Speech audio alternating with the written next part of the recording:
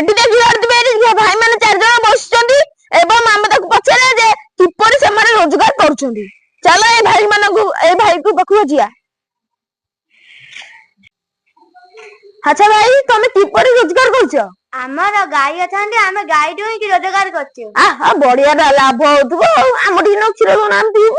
ଏଇ ଗୋଟେ ଡବା ଆଉ। ଆମେ ତ ଏ ଭାଇଙ୍କୁ ପଚାରିଦେଲୁ ଏବଂ ସେ ଭାଇଙ୍କୁ ପଚାରି ସେ କିପରି ରୋଜଗାର କରୁଛନ୍ତି। ଆଚ୍ଛା ଭାଇ, ଆପଣ କିପରି ରୋଜଗାର କରୁଛନ୍ତି? ଭାଇ ଅଲରେଡି ମୁଁ ଭୁବନେଶ୍ୱରରେ ଡିଏସପି ଚାକିରି କରୁଛି। ଓହୋ ଭାଇ ଯିବା। ଆପଣ ଆମ କେସ୍ ସବୁ ସଲ୍ଭ କରିଦବ ଆଉ ନା? ହଉ ଯାଉଛି। ୟାଙ୍କୁ ପଚାରେ ଏବଂ ତାଙ୍କୁ ପଚାରିए ଏ ଭାଇଙ୍କୁ। ଭାଇ, ତମେ କିପରି ରୋଜଗାର କରୁଛ? ମୁଁ ଚାଷ କାମ କରୁଛି। ଭାଇ ବହୁତ ବଢିଆ କାମ ଆଉ।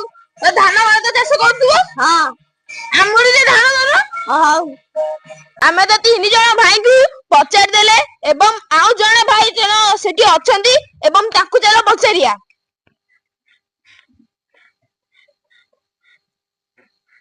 ଭାଇ, ଆପଣ କିପରି ଆପଣଙ୍କର ରୋଜଗାର କରୁଛନ୍ତି? ମୁଁ ଧାଇଁକି ରୋଜଗାର କରୁଛି। କିପରି?